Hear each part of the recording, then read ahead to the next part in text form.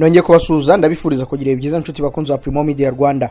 Mu bigogwe serivisi za leta zitangirwa ubuntu zisigaye zigurishwa abaturage. 19% by'abana bose batuye akarere ka Muhanga baragwingiye.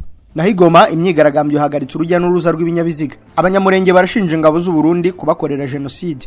Leta z'Ubumwe za Amerika ziri kwiga niba zatangiza intambara kuri Iran. Ngizo zimwe mu ngingo z'ingenzi zigize aya makuru mugiye kugezwaho nanjye Jean Dodier Karinijabo mbahaye ikaze. Mu ivuriro Everlife nahivurije umwijima mivuriza n'iby'amabanga y'abashakanye bankoraho riraka nabahanga pe. Nyuma yo kugira ikibazo cy'imisemburo mike bandangiye ivuriro Everlife ndarigana baramfasha icyo kibazo kirakemuka. Nyuma naje kujyana n'umubyeyi wanjye afite ikibazo cya hypertension ubu ngubu n'umuziba. Nashishikariza abantu bafite ibibazo by'imisemburo bigatuma batabyara, bigatuma imihango yabo itaza neza nkuko bikwiye, kuba mwagana ivuriro Everlife bakabafasha. Murakoze cyane. Ivuriro Everlife rikorera Nyabugogo rimaze kuba ubukombe mu Rwanda no hanze yarwo mu kuvura indwara bakoresheje imiti y'ibimera kandi itunganyijwe neza mu buryo bw'ibinini, poudre cyangwa liquide. Hari abadogiteri batandukanye bagufasha kandi kiza nuko aho waba uherereye hose ku isi imiti yakugeraho, cyane ko bakorana na DHL. Mu ndwara bavura twavugamo nk'iz'imyororokere zose, kurangiza vuba no kubura ubushake, indwara zifata abadamu zose, igwingira ry'igitsina, indwara nk'umwijima, diabete, amara, igifu, asima. Abifuza kuva ku biyobyabwenge nabo barabafasha. Ku bindi bisobanuro wahamagara cyangwa ukandikira muganga. Everlife, icyizere cy'ubuzima. Mu bantu 16 bishwe n'impanuka y'ubwato muri Mugesera, babiri n'impinja. Polisi y'u Rwanda yabwiye ikinyamakuru Tarifa ko impanuka y'ubwato yabaye mu mpera z'icyumweru gishize kabera mu kiyaga cya Mugesera ku ruhande rw'umurenge wa Karenge mu karere ka Rwamagana, yahitanye abantu 16 barimo impinja ebyiri. Bose barashyinguwe kandi imyirondoro yabo yaramenyekanye kuko baturukaga mu murenge wa Karenge. Imibiri yari yabanje kubura ariko iza kuboneka nyuma y'amasaha runaka. Umuvugizi wa polisi y'u Rwanda mu ntara y'Iburasirazuba, Superintendent of Police Amduni Twizeyimana, asaba abafite koperative zambutsa abantu inzuzi n'ibiyaga ndetse n'imigezi kujya bandika imyirondoro yabo. Ati mu buryo bwa kinyamwuga bafite za koperative zitwara zikora ubwikorezi bwo mu mazi bakwiye kujya bandika imyirondoro yabo batwaye, byoroshya kumenya abari bo igihe cyose baba bahuye n'akaga nk'ako bari yabikarenge bahuye nako. Uyu mupolisi kandi avuga ko abantu bakwiye kumenya ko nta bantu bagomba kujyanirwa hamwe n'imizigo n'amatungo mu bwato. Abishingira ku ngingo yuko mu bwato buherutse kurohama basanze bwari bwikoreye imifuka y'ibijumba, imyumbati, amagare n'ibindi. Ibi byose bikaba ari byo byatumye buremererwa cyane bituma burohama. Abantu barenga 40 nibo bari muri ubu bwato kandi bwemerewe gutwara abantu 15 gusa. Bavaga mu murenge wa Rukumberi mu karere ka Ngoma bagiye mu murenge wa Karenge mu karere ka Rwamagana. Dr. Habineza yahishuye uko yagiye yemwe ijambo mu nama y'umushyikirano kandi yatumiwe. Umuyobozi w'ishyaka riharanira demokarasi no kurengera ibidukikije mu Rwanda Dr. Frank Habineza aremeza ko batanyurwa n'uburyo inama y'igihugu umushyikirano itegurwa nko mu bijyanye n'uburyo ibitekerezo bitangwa ndetse n'umusaruro uvamo. Akaba yanahishuye ko yagiye yemwe ijambo muri iyi nama kandi yatumiwe.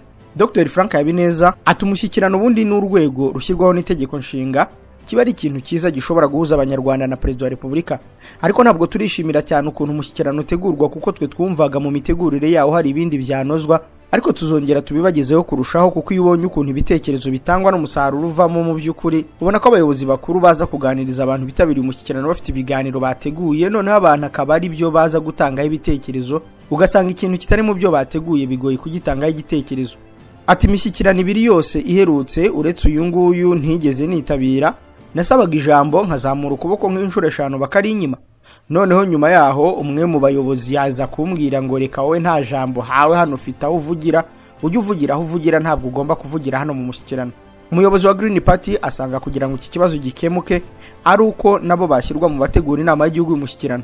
Imuhanga 19% by'abana baragwingiye. Imibare y'umwaka wa 2021-2022 igaragaza ko akarere ka Muhanga kari gafite abana 31% bagwingiye.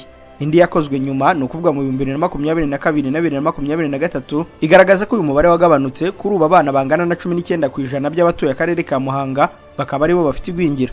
Igabanuka ry'uyu mubare Meya Kayitare Jacqueline uyobora akarere ka Muhanga avuga ko rishingiye ku kuba abana barahawe amata buri wese mu bagera ku 11,000 babonetsweho n'igwingira gahabwa litiro imwe mu cyumweru, ikunganirwa na ongera ndetse n'ibindi biribwa bifasha umubiri kwiyubaka. Ibi kandi ngo byagiye byunganirwa n'ingo mbonezamikurire 754 harimo izifashwa na leta n'iz'abafatanyabikorwa bayo. Uyu muyobozi asaba ababyeyi gukomereza aho bagejeje mu kwitabira izi gahunda kuko badohotse zitatanga umusaruro zitezweho. Dukomereza amakuru mu Bigogo, serivisi za leta zitangirwa ubuntu zisigaye zigurishwa abaturage. Mu burengerazuba bw'u Rwanda mu karere ka Nyabihu mu murenge wa Bigogo mu kagari ka Kijote mu mudugudu wa Bikingi, hari abaturage bavuga ko bagurishwa serivisi za leta kandi zisanzwe zitangirwa ubuntu. Umwe mu baherutse kuganira na Bwiza yavuze ko umuntu ajya gusaba serivisi bamwe mu bayobozi bakamuca amafaranga. Ati ujya kubaregera ngo baze mu kibazo cyawe ahubwo bakakubaza amafaranga. Mudugudu n'abanyesibo waba udafite ibihumbi 5 ntibagukemurira ikibazo. Mugenzi we ati umuyobozi waha umushyira ikirego cyawe aho kugira ngo acyumve nta mafaranga ntacyo mwavugana. Umuyobozi wajya kumuregera ugasanga yibereye mu kabari, wagira ngo uravuga ku buyobozi bundi ngo nta muyobozi waregera. Ni ikibazo bavuga ko gikomeye cyane cyane ku bafite amikoro make kuko ngo batabona amafaranga bashyira aba bayobozi ngo babakemurire ibibazo, ahubwo abafite ubushobozi ngo nibo bitaweho. Mukandayisenga Antoinette uyobora akarere ka Nyabihu avuga ko nta muturage ugomba kwishyuzwa serivisi za leta zitangirwa ubuntu, akavuga ko bagiye gukurikirana abayobozi babikora kuko baba bari kurya ruswa. Tunyarukire hanze y'u Rwanda, higoma imyigaragambyo hagaritse urujya n'uruza rw'ibinyabiziga. Muri Goma muri Kivu y'Amajyaruguru haramukiye imyigaragambyo y'abamotari yo kwamagana icyemezo cyafashwe n'ubuyobozi kibuza moto kugenda mu muhanda nyuma ya saa 12 z'umugoroba kubera ibibazo by'umutekano muke. Ku isaha y'isa 8 z'igitondo cyo kuri uyu wa mbere, bisi na moto byari bike mu muhanda, ibiciro by'ingendo byikubye kabiri. Abanyeshuri barwanaga no kugera ku mashuri, bamwe bakaba babuze uko bagerayo baguma mu ngo zabo. Hari abantu benshi babuze ikibatwara bahagarara ku mihanda igihe kirekire, ababishoboye bagenda n'amaguru. Abigaragambye bashyize amabuye mu mihanda imwe n'imwe ku buryo urujya n'uruza rw'ibinyabiziga narwo rwari rwahagaze. Kugeza ubu iyi myigaragambyo iracyakomeje, ari nako hategerejwe inzego z'ubuyobozi kugira ngo zigire icyo zikora. Dukomereze ku basirikare b'u Burundi bagera kuri 472 ngo nibo bamaze kumenyekana baguye mu gico batezwe na M23. Imirwano ihanganishije umutwe nyeshyamba M23 hamwe n'ingabo za leta ya Kongo, iz'u Burundi ndetse n'abasirikare mu muryango wa SADC irakomeje mu burasirazuba bwa Repubulika ya Demokarasi ya Kongo. Nyuma yuko hatangajwe igico cyatezwe ingabo z'u Burundi ziri muri iyo mirwano, ubu noneho umubare wamaze guhitanwa nayo wamenyekanye. Ni igico cyatezwe ku itariki ya 25 kugeza ku ya 27 z'uku kwezi, ubwo ingabo z'u Burundi zari zigabye igitero kuri M23 mu gace ka muremure mu nkengero za Mweso muri teritwari ya Masisi muri Kivu y'Amajyaruguru. Bikavuga ko haguyemo abagera kuri 472, abandi 131 bagakomereka harimo n'abafashwe mpiri. Si ubwa mbere abasirikare bakomoka muri iki gihugu baguye muri iyi mirwano ari benshi kuko hashize igihe hatangazwa impfu zabo, dore ko no mu kwezi kwa 10 k'umwaka ushize muri Kicanga haguye abasirikare b'u Burundi bagera kuri 200, abandi bagafatwa mpiri. Ni ibintu byatumye abaturage muri iki gihugu basaba ubusobanuro bw'intambara abana babo bari kurwanira muri Kongo, bavuga ko batumva impamvu bakomeje gusiga ubuzima bwabo muri iki gihugu. Ni intambara ikomeje gufata indi ntera kuko uko bwije nuko bukeye ihindura isura. Umutwe nyeshyamba M23 wasabye leta ya Kongo ko bagirana ibiganiro bagakemura ikibazo cy'umutekano mu burasirazuba mu buryo bw'amahoro, nyamara leta ya Kongo yo yahisemo imirwano.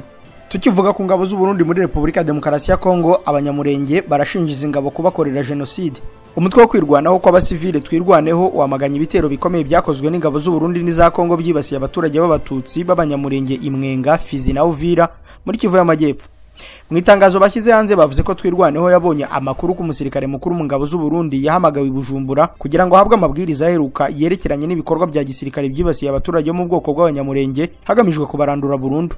Ingabo z'u Burundi n'imbonera kure zashyizwe muri Kivu y'Amajyepfo kuva mu mpera za 2022 kubera amasezerano y'ubufatanye bw'ibihugu byombi hagati ya Perezida wa Kongo na Perezida w'u Burundi hagamijwe gukurikirana inyeshyamba z'abarundi za Red Tabara, ariko ntabwo bashoboye gusenya Red Tabara nayo ikomeje kubabaza abanyamurenge. Itangazo ryashyizwe mukono na Ndakize Kamasa, mpuzabikorwa wa twirwaneho, risoza rivuga ko bamenyesha bene gihugu ndetse n'umuryango mpuzamahanga ibikorwa nk'ibi bihuriweho n'igisirikare cya Kongo ndetse n'icy'u Burundi mu bijyanye no gutsemba abanyamurenge muri Kivu y'Amajyepfo. Barasaba ko umuryango mpuzamahanga wahaguruka ugakurikirana iby'iki kibazo. Naho ingabo za SADC zinjiye byeruye mu mirwano, byatangajwe na M23.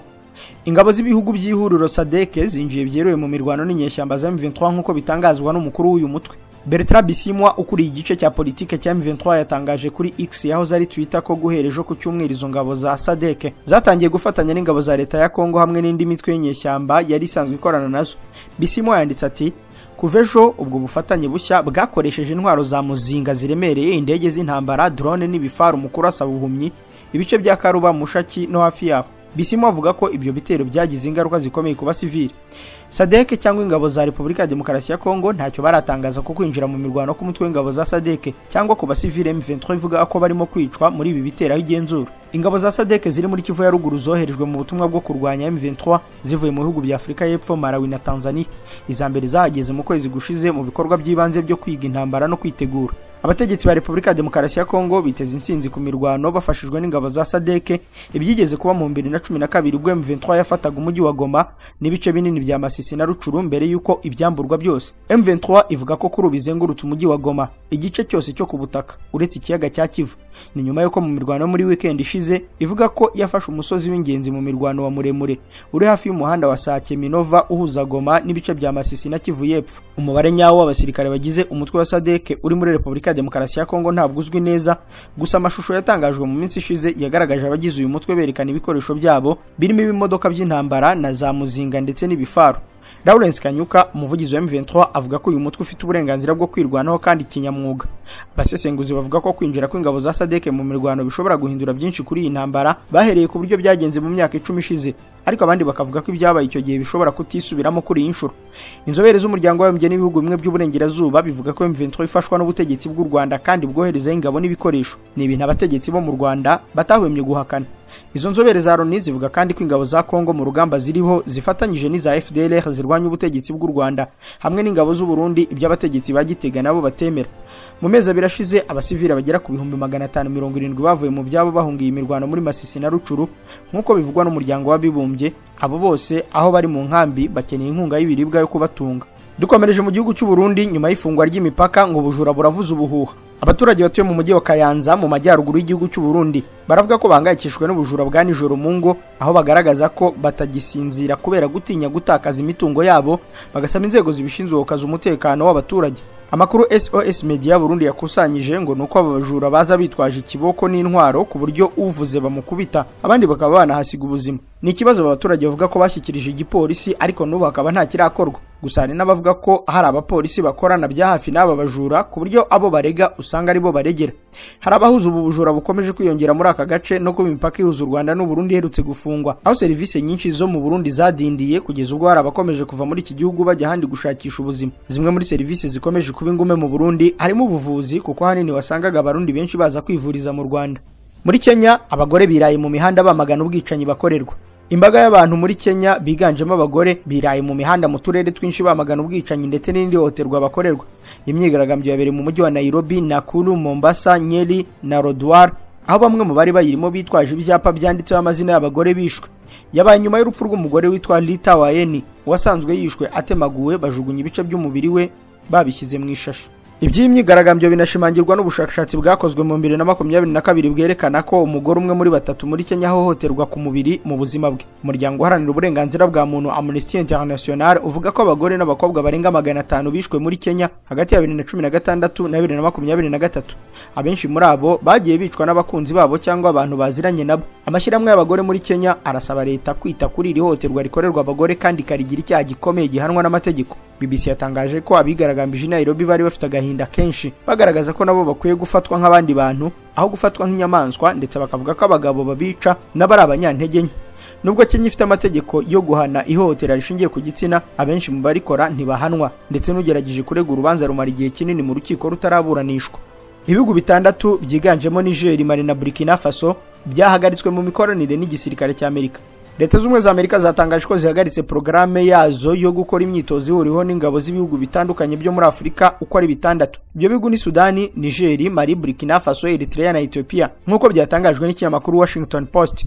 Amerika irashinja ibyo bihugu guhirika ubutegetsi binyuranyije n'amahame ya demokarasi ndetse no guhonyora uburenganzira bwa muntu. Nyamara ariko ingabo za Amerika zari ziteguye gukorana imyitozo na Sudani guhera mu kwezi kwa kabiri k'uyu mwaka. Indi myitozo mu byiciro bitatu yari iteganyijwe gukorwa hamwe n'igihugu cya Eritrea.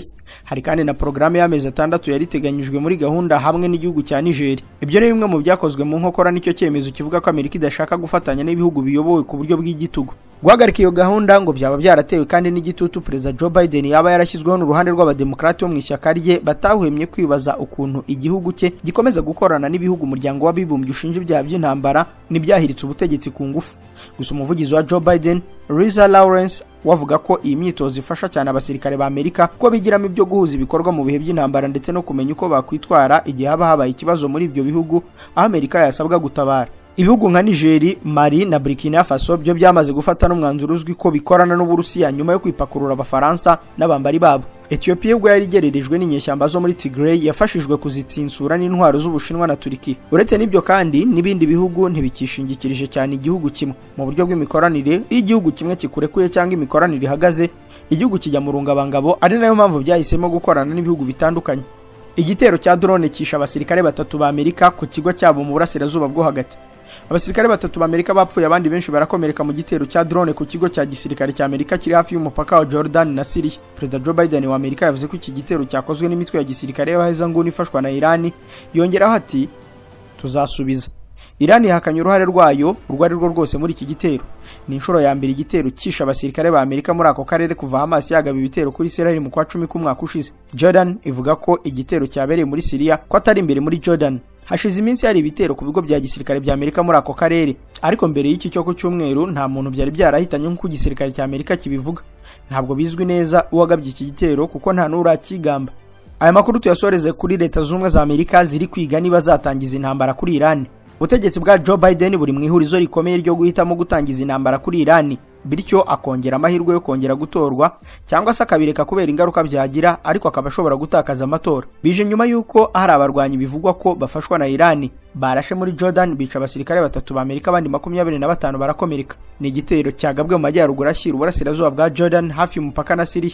Itangazo ryaturutse kwa Joe Biden akanarikiraho umukono rivuga ko nubwo Amerika igikusanya amakuru kuri iki gitero, yamenye neza ko cyakozwe n'itsinda rishyigikiwe na Iran rikorera muri Iraq na Syria. Joe Biden yavuze ko Amerika izihorera mu gihe no mu buryo y'ubwayi izahitamo ko bukwiye. Umutwe wo muri Iraq ariko ufashwa na Iran witwa The Islamic Resistance bivugwa ko ari wo wagabye iki gitero, kuko hari ibindi birindiro 3 by'ingabo za Amerika uvuga kuzibasira mu gihe kiri imbere. Ubwami bwa Jordan bwamaganye iki gitero bwise ko ari umwanduranyo kuko cyagabwe ku butaka bwayo. Kuba abasirikare ba Amerika biciwe muri iki gitero byateye icyuka gikomeye cy'uko Amerika yatangiza intambara kuri Iran. Ibi kandi bisa naho ari byo ubutegetsi bwa Tehran bushaka. Ku rundi ruhande ububanyi n'amahanga bwa Amerika nabwo buherutse kuzenguruka ibihugu byinshi byo mu burasirazuba bwo hagati kugira ngo haganirwe ko iriya ntambara yakumirwa.